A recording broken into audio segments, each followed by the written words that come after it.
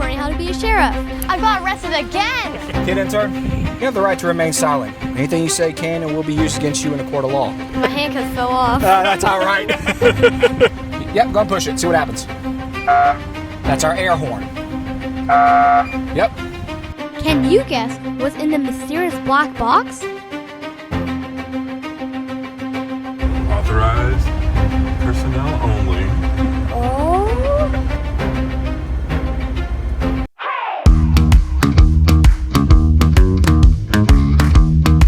Attention everyone, this is the Kid Intern. We got code red. Subscribe! Curious kids ask good questions.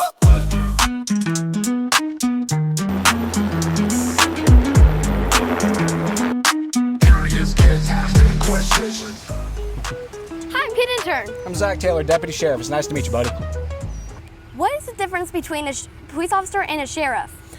The biggest difference between a police officer and a sheriff is the sheriff's office operates the county jail. So we have a jail where every criminal in the county is booked into. We also man the what's called unincorporated areas of the county. That's where no city limits are at. Come on up here, bud. So this panel, this is all lights and sirens. So each one of these right here has a different tone.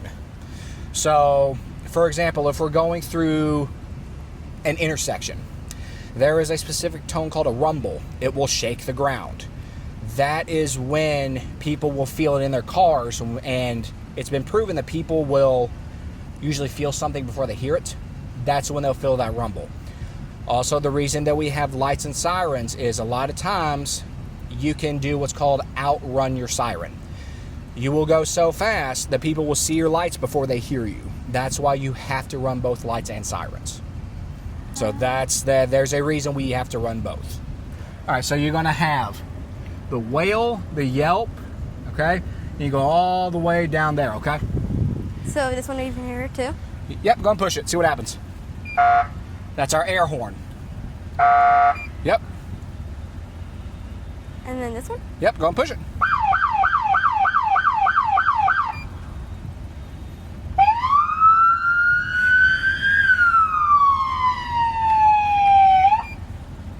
Whoa. What's your favorite one?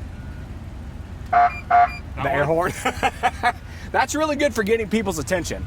And if you want, see this black cord right here? Yeah. Pinch that and talk into that. Hello? You are now on a speaker up front. What do you say? Subscribe! This is Kid Intern. What job should I work next? Like and subscribe, guys.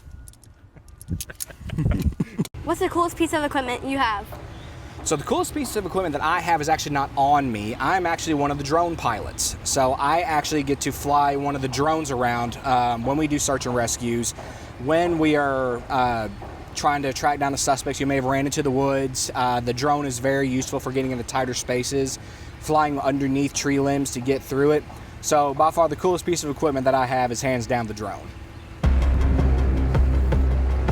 So this is the drone that we use. It's called a Skydio 10, and this is a drone that we use for searches whenever somebody bails out of a vehicle and runs away and we have to track them down. These drones will go up to close to 40 miles an hour.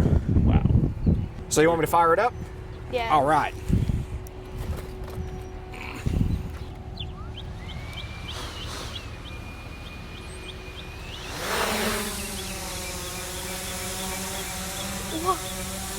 Yep, and then it does a 360 zoom.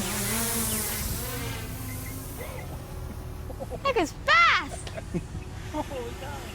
And so this is one of 4 drones that we have right now that we use for the sheriff's office. We have a spotlight, we have a siren on it, we have a microphone on it. One of the capabilities of this, it has sensors all over it for collision avoidance. So we can take it into certain areas and it will actually avoid hitting walls. And this drone does have thermal capability, so we can see body heats. So especially during the winter, if somebody tries to run off, we'd actually track their heat signature. So see where they ran off and things like that. How far can I go before I lose a connection? So this thing can go a couple of miles actually. It will go a couple of miles before it starts to lose signal. I think we've take this thing about 1.5 miles almost 2, and that's when it started to get glitchy, kind of lose service. We did have one that it went so far that it did not want to come back. So that was really fun. Let's go. Let's use this. So there's your siren. We have also... Attention. Attention. Please exit the area immediately. I repeat, please exit the area immediately. Then we have a buzzer. So the push to talk, it might work, it might. There it goes. So the only thing that we don't like about this microphone is it's not very clear, but it does the job. But this is one of our more fun things that we get to use and get to fly around. I never get tired of it. Every time we have drone training, it's always a good time. And actually, if we rotate it this way, I can show you how fast this thing actually will go. So right now, that's what's called a boost. And we'll turn this way. Rotate it.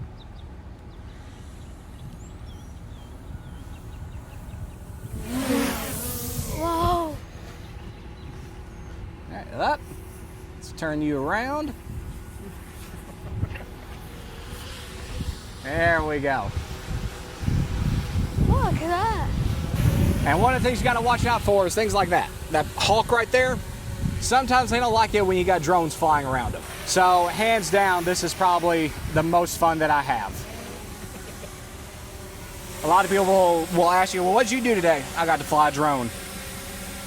And then to land it, all you have to do, it'll actually return to the launch point that it was at. So it'll take the exact longitude and latitude. So this is actually where it was. And then all we got to do is slide it this way.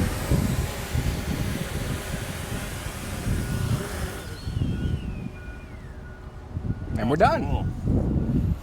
That's awesome. Whoa. That's crazy. I want a drone now. What is the kind of school training do you need to be a sheriff? So the main requirement that we have is you have to be at least 18 years old and you have to have at least a high school diploma or a GED. We do encourage you to have a college degree, but it is not necessary. I graduated from the University of Kentucky, so I have a college degree, but it's not necessary. You get all of your education on the job. So right here on this side, this is actually my can of OC or pepper spray. We use what's called Saber Red. It is not fun. So whenever you become a sheriff's deputy, at least when I was first here and I first got hired, we had to get tased and pepper sprayed. And somebody has asked me, what do you prefer? I said, I will take being tased 100 times over being pepper sprayed again. Because pepper spray reactivates with water, and they don't tell you that. So that was not a good surprise. Right behind are a set of handcuffs right here. I actually have 3 sets of handcuffs on me, so I got these on the back of my hip, and then I got these 2 right here. So reason being, I really never really had a reason. I just accumulated them over time. When you're in the career long enough, you start accumulating things somehow. And so I just put them on. So in case one of my coworkers needs another set, I got you covered.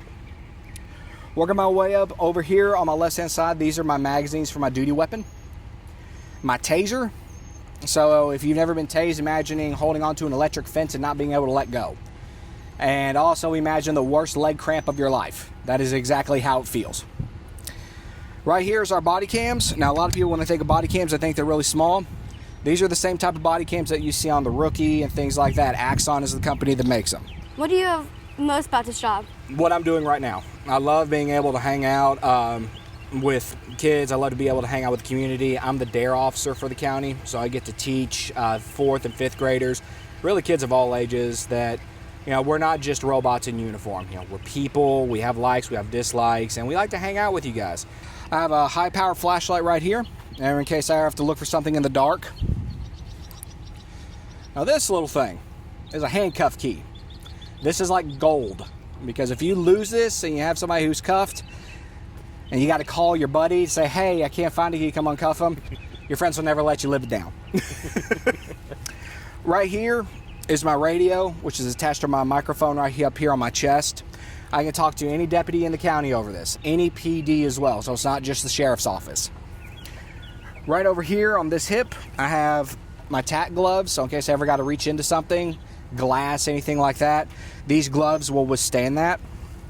I have a tourniquet on the front of my firearm. That's in case somebody's bleeding. I need to stop the bleeding immediately. And then right here is my duty weapon. The only time that this will ever become unholstered is if somebody's life is on the line or there's something of an immediate threat or danger. I'm very thankful and blessed to say in my 8-year career, I've never had to unholster my weapon. And I hope that I go another 22 years without ever having to unholster it. And then aside from that, this whole thing right here is a bulletproof vest. So all of the stuff is mounted to a bulletproof vest, so this is what I entrust my life with in case anything goes sideways. So this is the badge of the sheriff's office. So I take a lot of pride and grace with this because this is a career that when I did it, I knew that I didn't do it for the short term. I knew when I took an oath to protect people, to protect my community, that I was in it for the long haul. So every time that I put this uniform on, I realize that I'm extremely lucky, and it's also an incredible responsibility. And I'm going to quote Spider-Man for some of you kids, okay? They say with great power comes great responsibility. But that's actually a very true statement. We have a lot of power with this badge, but we have a responsibility to make sure that we uphold that the right way. And that's what our job is about, is upholding the law and making sure that we do things the right way. What's the hardest part of this job? The hardest part of this job is definitely the time commitment. I have a wife. I have twin boys who are 4, about to turn 5. And I'm away from them a lot, I'll be honest. And that's probably the hardest part of the job. And there goes one of our helicopters, actually.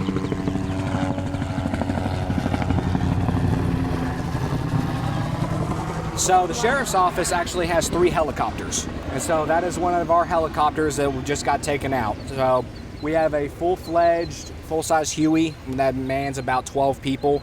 And then we got the smaller ones. Why do you need helicopters for the sheriff? So the helicopters are used mainly for 2 purposes. Number 1 is search and rescue. So if we have somebody who runs off into the woods or any place that cannot be traveled easily by car, and you have people on foot, you have an aerial view looking down to see where people are at.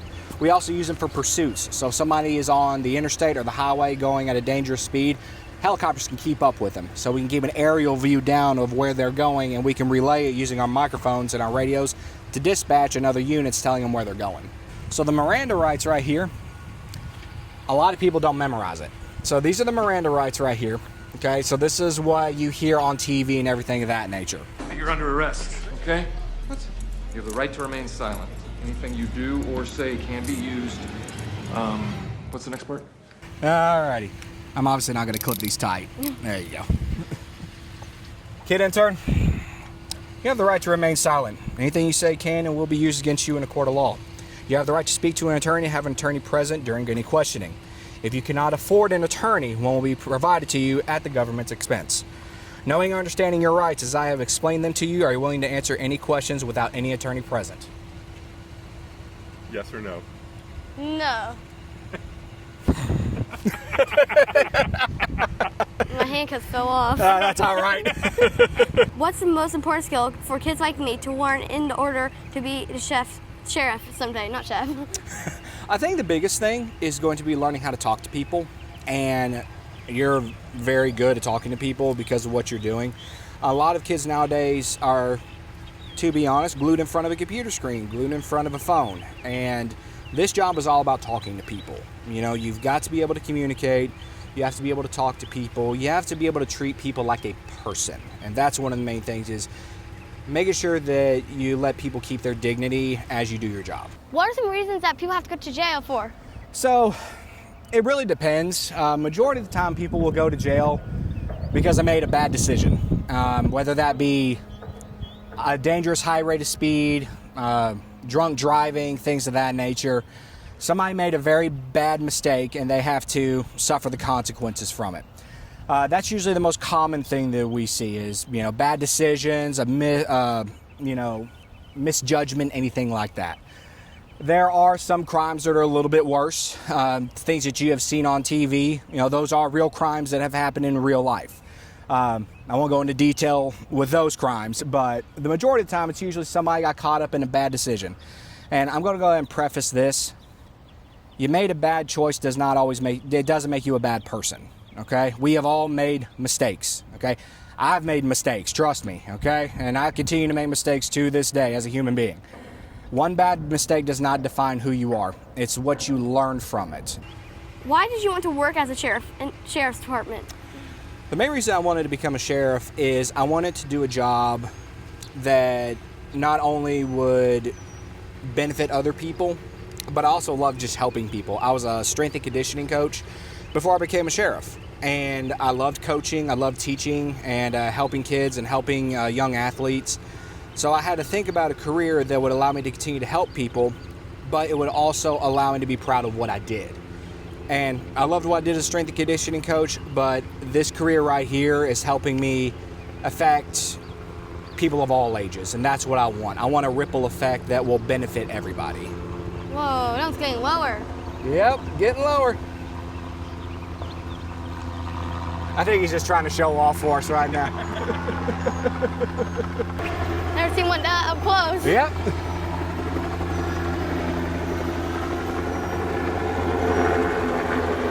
Why are different kinds of sheriff cars? So, these sheriff's cars are kind of a timeline of where law enforcement has gone.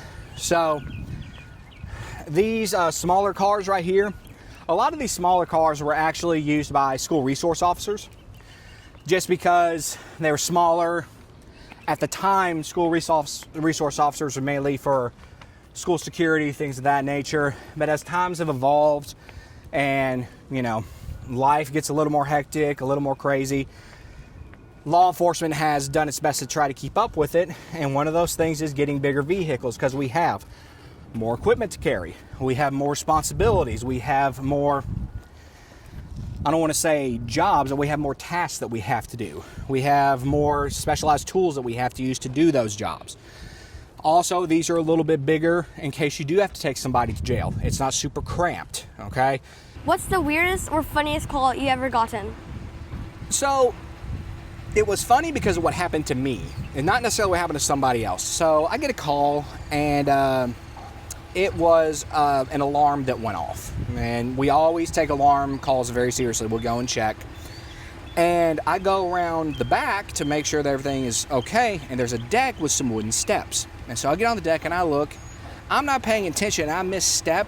And if you've ever seen Home Alone,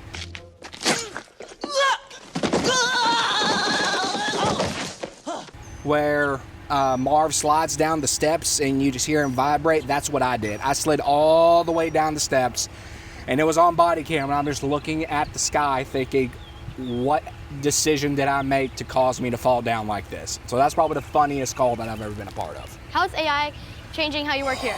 Oh man, so AI has made, it's a blessing and a curse. AI has made things a lot easier in terms of us being able to gather information quickly. AI has also been a very detrimental thing because it's very easy for wrong information to be made public so easily and look credible. So that's the big thing, is false information is starting to look more credible than the real information. Are the TV shows about the law enforcement realistic? What's the difference? Okay, so I'm one of those that I do watch those shows. Me and my wife will binge watch shows like The Rookie and things like that. Great show, by the way. Plug The Rookie. I think one of the biggest differences between what you see on TV and real life is the action that you see on TV most of the time is a very small percentage of our job. A lot of our job is making sure that people are being safe. There's not always going to be some fantastic action-packed event going on. A lot of it is making traffic stops, making sure the criminals stay off the street. SROs, they patrol schools, make sure that you guys are safe. And there's also a lot of paperwork that comes with that. And with all due respect, doing paperwork does not make for exciting television. Thank you. You're very welcome, buddy. My pleasure. Like and subscribe, guys. Hey there, what's your job? Tell me what you do. I'm the kid intern, here to learn from you. Meeting heroes, builders, artists too. Asking questions and learning what they do. Everyday adventure, discovering who I'll be. I'm the kid intern. curious and bright, learning about careers, exploring day and night.